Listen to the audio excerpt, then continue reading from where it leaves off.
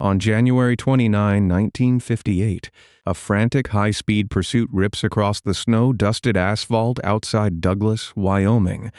A heavy-framed stolen Packard roars down the barren two-lane highway, pushing past speeds of 100 miles per hour. Heavily armed local law enforcement officers grip their steering wheels, trailing the 19-year-old fugitive Charles Starkweather. The young man has left a staggering trail of 11 victims across 2 states over the past 8 days. The raw mechanical roar of the engines drowns out the howling winter wind as the chase reaches a critical threshold. Converse County Sheriff Earl Heflin leans out the window of his cruiser and fires a single rifle shot at the fleeing vehicle. The heavy caliber slug shatters the thick rear windshield of the speeding Packard, sending a shower of debris through the cabin. Jagged shards of flying glass slice deeply into Charles Starkweather, tearing the flesh of his ear. A warm, dark liquid cascades down his neck, convincing the arrogant teenager he has absorbed a fatal strike. Panic overrides his manufactured rebellious facade, forcing him to slam his boot onto the heavy brake pedal. The massive vehicle screeches to a violent halt on the freezing highway, bringing a sudden chaotic end to an era-defining spree of senseless destruction. In the late 1950s, the quiet city of Lincoln, Nebraska, reflects the mid-century American ideal of civic safety and quiet domesticity. Tree-lined streets grid the expanding neighborhoods, where the soft glow of sodium streetlights pushes back the evening shadows. Men walk home from local factory shifts, leaving doors unlocked, while families gather around glowing, heavy-cased television sets. 14-year-old Carol Ann Fegate occupies this seemingly secure world, living a standard junior high school existence. She shares a modest single-story home at 924 Belmont Avenue with her mother, Velda, and her stern but protective stepfather, Marion Bartlett. Carol Ann spends her afternoons completing routine household chores, washing dishes, and caring deeply for her 2-year-old half-sister, Betty Jean. Her daily routine involves walking the worn concrete sidewalks from school, listening to popular rock and roll records, and navigating the complex social hierarchy of adolescence. The Bartlett family works hard to maintain a respectable, orderly life in their working-class community, far removed from the criminal underworld. They harbor traditional values, expecting obedience and respectable behavior from the young teenager under their roof. The residents of this unassuming town possess absolute confidence in the safety of their streets, entirely oblivious to the cracks forming in their societal foundation. No one suspects that an unstable, heavily armed young man is mapping their quiet avenues, preparing to shatter their tranquil reality. Charles Starkweather navigates the back alleys of Lincoln as a 19-year-old high school dropout working the rear compactor of a municipal garbage truck. The grueling physical exertion of hauling heavy refuse builds a wiry strength, while the repetitive, low-status labor fuels a deep-seated resentment toward an affluent society. Charles views the manicured lawns and neat porches of his daily route as symbols of a world that consistently rejects and marginalizes him. He adopts an intricate mask to hide his profound insecurities, modeling his entire persona after the brooding Hollywood actor James Dean. He wears heavy denim, thick boots, and an iconic leather jacket, cultivating a rebellious sneer to intimidate his peers. Behind this manufactured swagger lies a terrifying arrogance, driven by a firm belief that the standard rules of humanity do not apply to his actions. He channels his isolated focus onto Carol Ann Fegate, forging an intense bond that increasingly pulls the young girl away from her friends. Marion Bartlett and Velda view the 19-year-old sanitation worker with intense suspicion, recognizing the dark volatility hidden behind his sullen stare. The parents implement strict boundaries, explicitly forbidding Charles from visiting the property or spending unsupervised time with their 14-year-old daughter. This parental defiance ignites a dangerous fury inside the young predator, setting the stage for a catastrophic clash of wills. Charles begins hoarding firearms, transforming his simmering anger into a calculated mechanical readiness for profound violence. Long before the main scree captures the national spotlight, Charles crosses an unforgivable permanent line on December 1, 1957. A chilling winter frost coats the isolated rural road stretching far beyond the Lincoln city limits. Charles targets a solitary gas station attendant named Robert Colvert, exploiting the desolate location of the cursed gas station and the late hour. He robs the small commercial establishment of approximately $100, forcing the terrified attendant into a vehicle at gunpoint. Charles drives Robert to a dark remote stretch of gravel road miles away from the safety of the glowing city lights. In the freezing darkness, he unleashes his pent-up rage with a 12-gauge shotgun, ensuring Robert Colvert meets a violent and permanent end. The young predator leaves the victim in the frozen ditch, driving back into town with a terrifying new surge of confidence. The local authorities treat the tragic discovery as an isolated, standard robbery gone wrong, failing to connect the localized crime to a broader, escalating threat. The investigative momentum stalls, completely bogged down by routine paperwork and a severe lack of interdepartmental communication. This crucial systemic failure allows a lethal individual to roam the streets without consequence. Charles Starkweather learns a fatal lesson that winter night, realizing the authorities are entirely blind to the monster hiding in plain sight. The aftermath of the Robert Colvert tragedy exposes deep flaws within the local investigative framework, setting a dangerous precedent for the months to follow. Lancaster County detectives arrive at the desolate rural road, marking tire tracks in the snow and photographing the frozen scene. Despite collecting physical evidence from the abandoned gas station, the officers face severe jurisdictional hurdles between the city and county law enforcement branches. Detectives interview dozens of local teenagers, yet they entirely overlook the quiet sanitation worker whose sudden influx of cash matches the missing register funds. The rigid protocols of the era dictate that officers pursue known criminal syndicates or transient drifters rather than scrutinizing local garbage collectors with no major prior convictions. An anonymous tip regarding Charles Starkweather's recent erratic behavior sits unread on a crowded precinct desk, lost in a mountain of bureaucratic paperwork. No centralized database exists to flag his suspicious purchase of ammunition or the sudden erratic change in his daily routines. The lack of proactive policing emboldens Charles, reinforcing his delusion of untouchable superiority over the local police force. He begins driving his 1949 Ford past the Fugate home with increased frequency, viewing the police incompetence as a green light for his impending campaign. The citizens of Lincoln continue to leave their front doors unlocked, unaware that the system designed to protect them has already failed. This crucial blind spot sets the inevitable countdown to the tragedies that will soon define the history of the Midwest. Before the terror breaches the broader community, the spatial geography of the Fugate family property sets the stage for a localized nightmare. The small wooden house sits near the edge of a dirt driveway, flanked by a rustic chicken coop and an aging outhouse in the rear yard.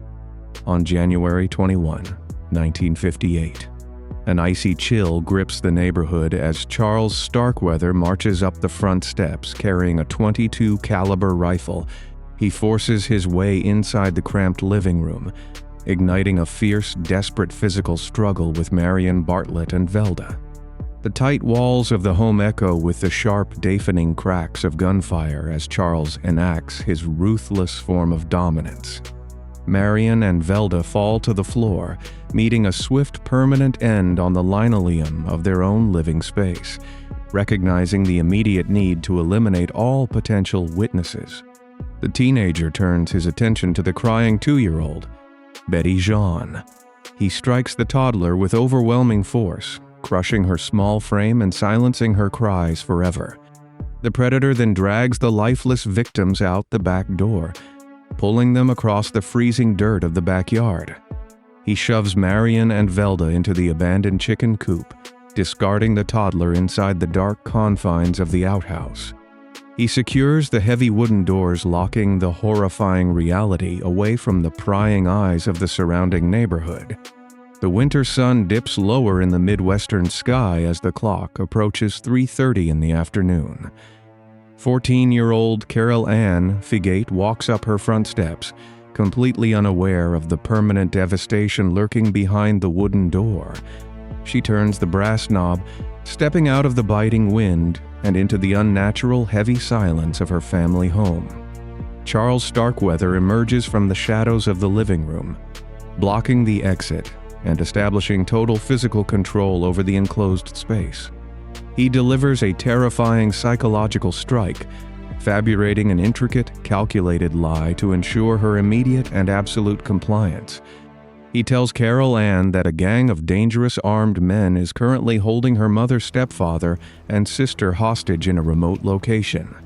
Charles insists that any attempt to flee the house or contact the local police will result in the immediate execution of her entire family. The young teenager absorbs this crushing ultimatum, paralyzed by the overwhelming dread of losing the people she loves most. The modest house instantly transforms from a sanctuary into a claustrophobic prison, binding Carol Ann to her unstable captor. She remains completely ignorant of the dark reality resting just a few dozen feet away in the frozen backyard outbuildings.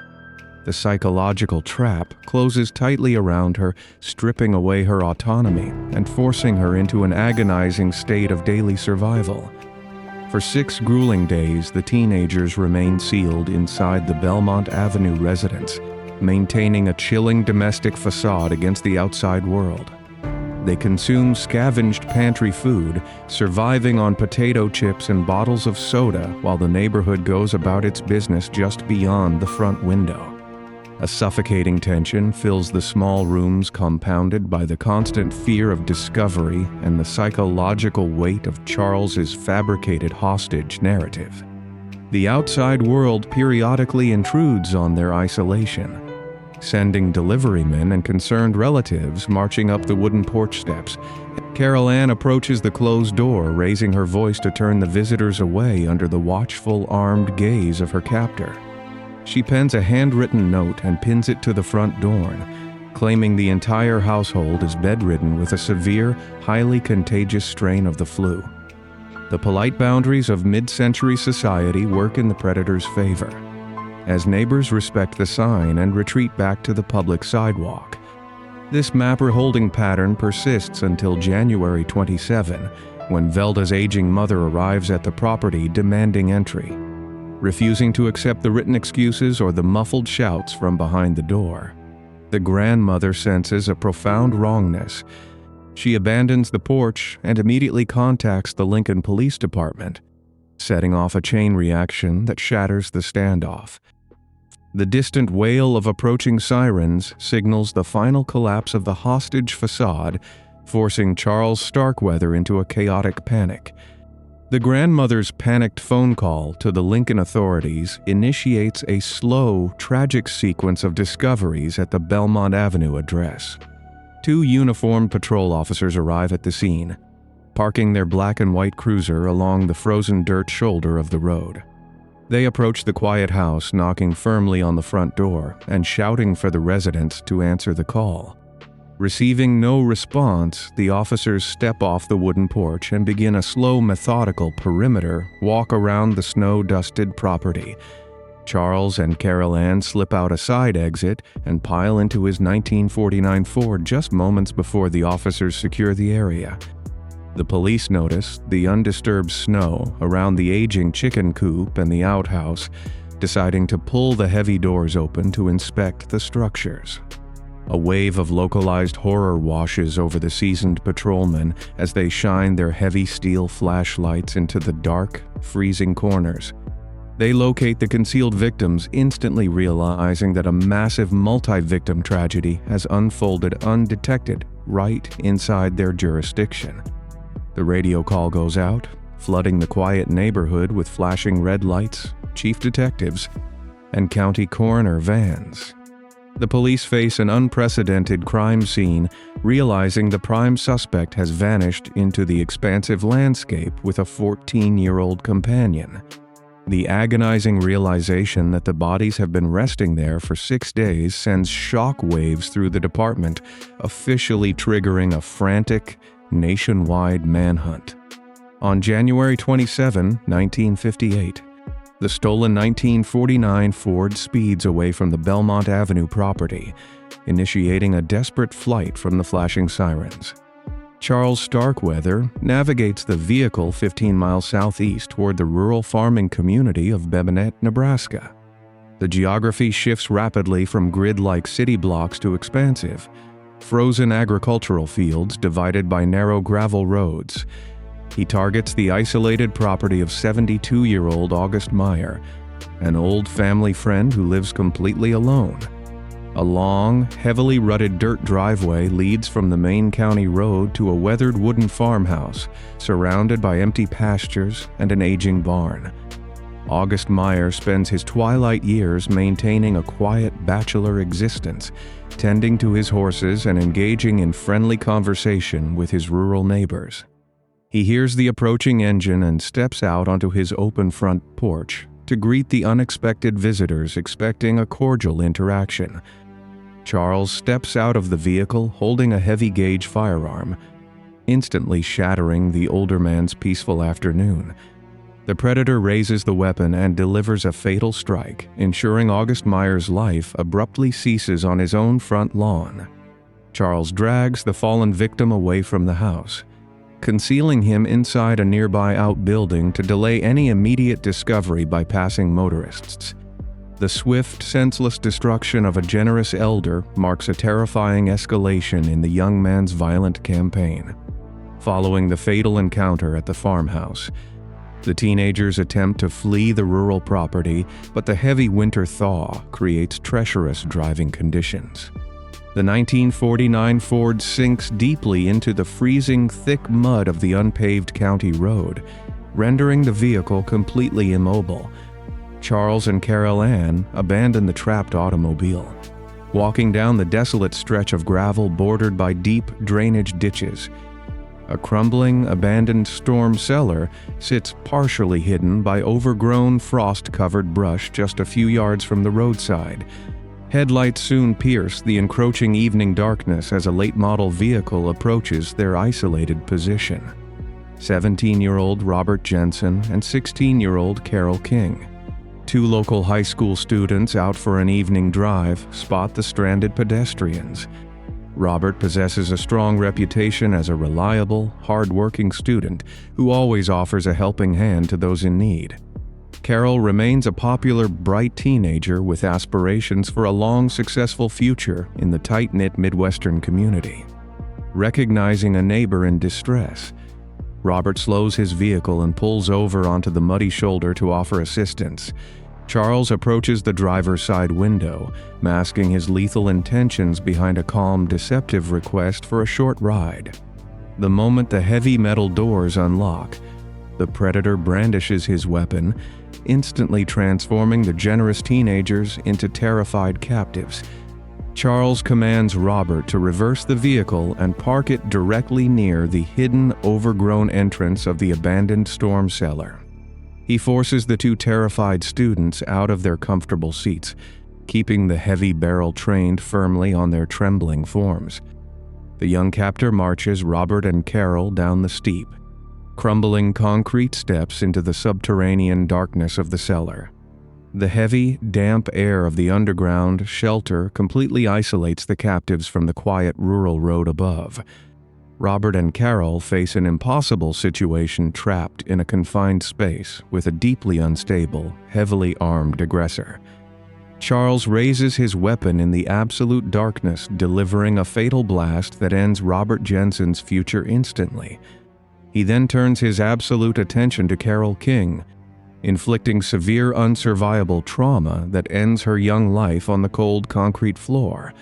The predator abandons the two victims in the pitch-black cellar, walking back up the stairs and securing the heavy wooden door behind him.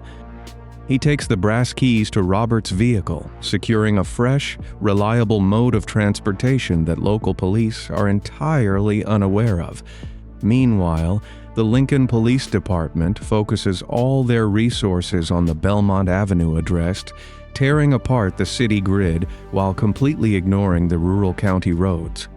This severe failure in geographic profiling grants the fugitive a massive head start, allowing him to operate in the shadows completely unchallenged.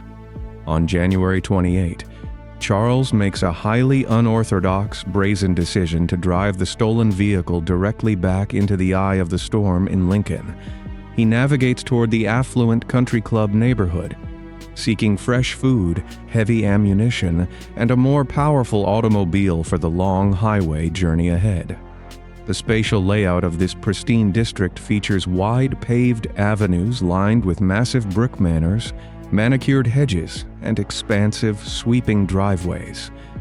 The Ward family residence stands as a veritable fortress of mid-century wealth, isolated from the public street by a large, well-tended front lawn.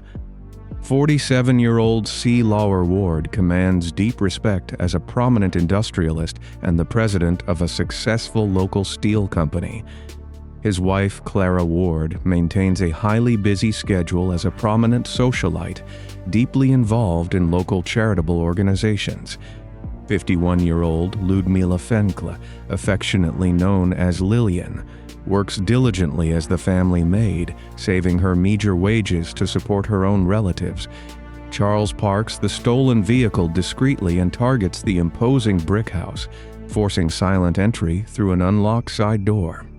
The sudden, violent intrusion shatters the quiet luxury of the manor, bringing profound terror into the highly secure enclave. The predator locates Clara and Lillian inside the grand home, immediately asserting violent physical control over the two vulnerable women. Charles forces the terrified socialite and the dedicated maid into the upper levels of the expansive, silent manor. He wields a heavy steel blade, inflicting catastrophic, fatal trauma upon both women within their own domestic space. Clara Ward and Lillian Fenkla meet a terrifying permanent end, their future stolen within the thick walls of what should have been their safest sanctuary. The massive house falls completely silent, transforming the luxurious residence into an active, undiscovered scene of immense human tragedy. Charles and Carol Ann wait in the quiet manor for several hours, scavenging for luxury provisions and resting heavily on the expensive furniture. The winter sun dips below the horizon, signaling the end of the standard workday for the prominent industrial magnate. Lauer Ward parks his vehicle, walks up his grand front steps, and turns the brass handle of his front door, entirely unaware of the lethal ambush waiting inside. The moment he steps into the grand feuilleau, a sudden, deafening gunshot shatters the evening silence. The heavy projectile strikes the industrialist, ending his life instantly on the polished hardwood floor of his grand entryway. Charles searches the fallen man's tailored pockets, retrieving the keys to the family's luxurious, heavy-framed black 1956 Packard. The young fugitive loads the powerful vehicle with stolen provisions, preparing to flee the state before the authorities can connect the massive chain of violence. As the sun rises the following morning, a local farmer discovers the horrifying scene at the Meyer property, initiating a rapid cascade of grim revelations. Shortly after, concerned relatives discover the fallen Ward family members, sending the entire city of Lincoln into a state of absolute unprecedented panic. The local police switchboards jam with over 1,000 frantic calls per hour, completely overwhelming the limited dispatch personnel. Lancaster County Sheriff deputies clash fiercely with Lincoln City police detectives over rigid jurisdictional boundaries, severely delaying critical information sharing. A massive, factual police blunder occurs when dispatchers broadcast an all-points bulletin exclusively for the old 1949 Ford. Authorities remain entirely unaware that the perpetrator has upgraded his primary transportation to the Ward family's prominent black Packard. Patrol officers establish rigid roadblocks at every city exit, stopping and searching hundreds of innocent citizens driving older model Fords. This massive misallocation of resources creates severe traffic bottlenecks, effectively trapping innocent residents while the true predator slips away. Charles Starkweather drives the prominent black Packard right past heavily armed officers who wave him through the busy checkpoints without a second glance. The inflexible protocols of the mid-century police force blind the detectives to the rapidly evolving reality of the mobile threat. Dozens of frantic false sightings pour in from terrified citizens, pulling the limited investigative focus in a dozen wrong directions simultaneously. Recognizing the total collapse of public order, Governor Victor Anderson declares a formal state of emergency and mobilizes the Nebraska National Guard. Heavily armed soldiers mount heavy machine guns on military jeeps, patrolling the quiet residential streets while terrified fathers stand on their porches with hunting rifles. The state capitol resembles a fortified war zone, yet the massive show of physical force remains concentrated entirely within the local city limits.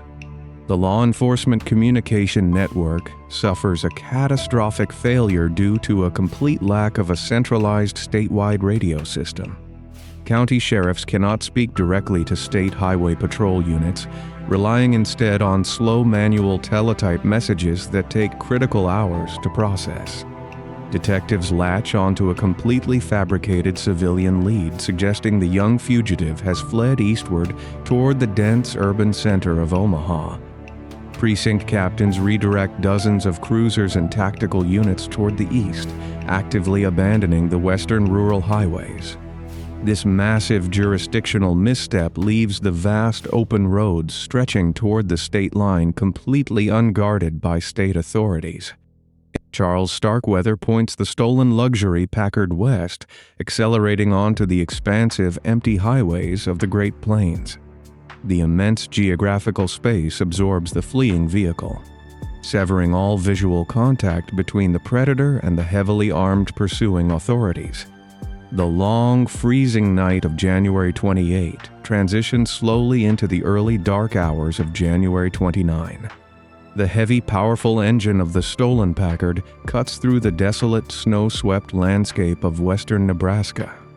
The vehicle crosses the invisible border into Wyoming, leaving the massive military dragnet hundreds of miles behind in the rearview mirror.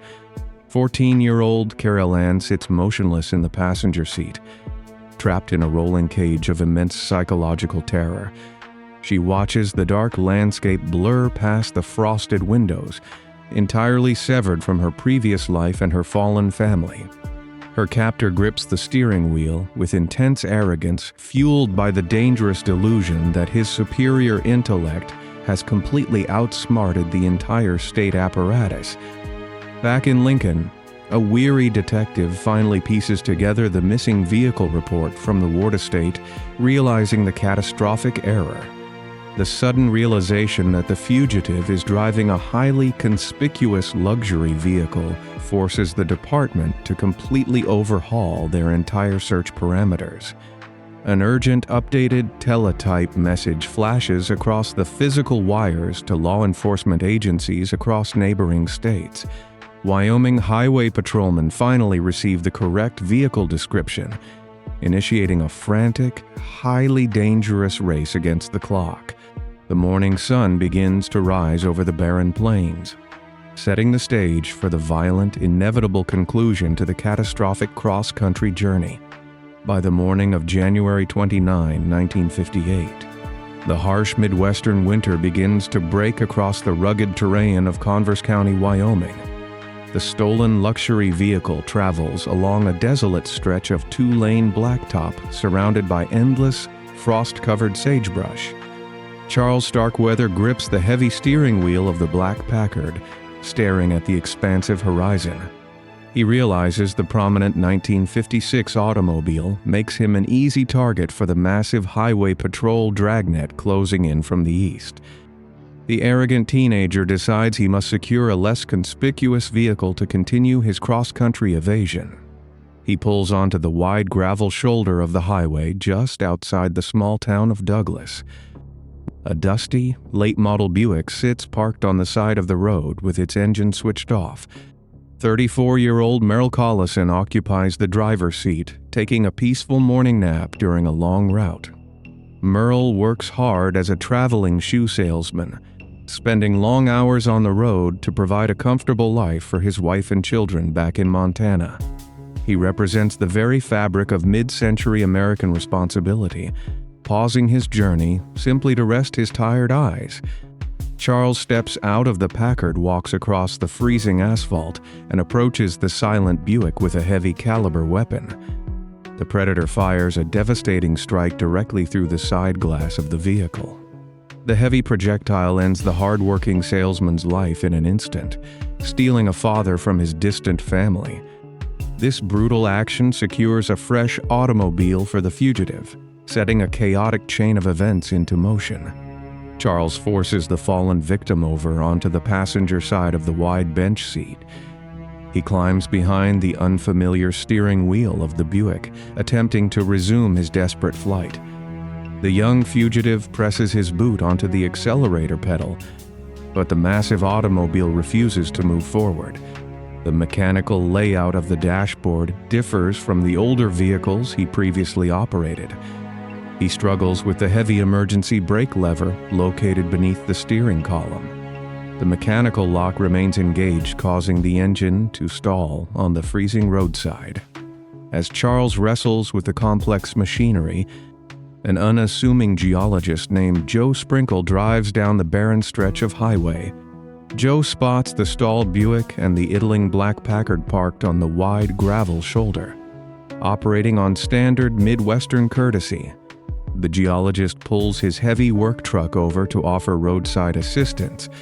He walks toward the driver's side window of the Buick, expecting to find a frustrated motorist dealing with a mechanical failure. Instead, Joe comes face to face with an armed, unstable young man pointing a long-barreled rifle at his chest. Recognizing the immediate threat to his life, Joe refuses to become the next casualty. He lunges forward through the open car door, physically grappling with the teenager in a desperate struggle for the weapon. The two men wrestle over the steel barrel, turning the quiet highway into a chaotic battleground. At that exact moment, the spatial geography of the scene undergoes a massive shift as law enforcement arrives. Natarona County Deputy Sheriff William Romer cruises down the highway in his marked patrol vehicle. The officer spots the two men engaged in physical combat on the side of the road. He parks his cruiser behind the cluster of vehicles and steps onto the freezing asphalt to intervene. 14-year-old Carol Ann Figate observes the arriving officer from the passenger seat of the idling Packard. She pushes the heavy metal door open and sprints across the desolate highway toward the stunned deputy. The young teenager points back toward the struggle, shouting that the armed man is dangerous and intends to end her life. Hearing the commotion, Charles Starkweather realizes his profound arrogance has led him into an unwinnable trap. He abandons the struggle with the resilient geologist, releasing his grip on the heavy rifle. The Predator sprints back toward the stolen Ward family Packard, leaving his latest victim behind in the Buick. He slides behind the wheel, slams the heavy door shut, and presses the accelerator straight to the floorboard. The powerful luxury vehicle roars to life, launching back onto the two-lane highway and leaving a thick cloud of exhaust in its wake. Deputy Romer secures the young girl radios for immediate tactical backup and initiates the final devastating pursuit that will end with shattered glass and a defeated Predator on the pavement. Following the conclusion of the high-speed pursuit outside Douglas, Wyoming heavy steel handcuffs secure the defeated fugitive. Paramedics treat the superficial glass lacerations on the teenager before armed officers transport him to the local county jail. Authorities across 2 states initiate complex extradition procedures to bring the Predator back to Lancaster County. A massive police caravan escorts Charles Starkweather across the state line, returning him to the very city he terrorized. The local courthouse transforms into an unprecedented media circus, drawing reporters from major national publications. The grand jury proceedings expose a bitter, irreconcilable narrative divide between the two captured teenagers. Charles takes the witness stand, presenting a calculating demeanor designed to inflict maximum damage on his former companion. He claims under oath that Carol Ann operated as a willing, active participant throughout the entire cross-country spree. Defense attorneys for the 14-year-old girl construct a different narrative based on intense psychological trauma. They argue their client functioned as a terrified hostage, paralyzed by the constant threat of violence against her family. The complex legal battle highlights the rigid nature of mid-century jurisprudence, which struggles to categorize coercive control. The jury reviews the vast trail of physical evidence, photographs, and witness statements gathered from the 11 crime scenes. After extensive deliberations, the jury reaches a definitive consensus regarding the immense path of destruction. The foreman stands in the crowded courtroom, delivering guilty verdicts for charges of first-degree offenses.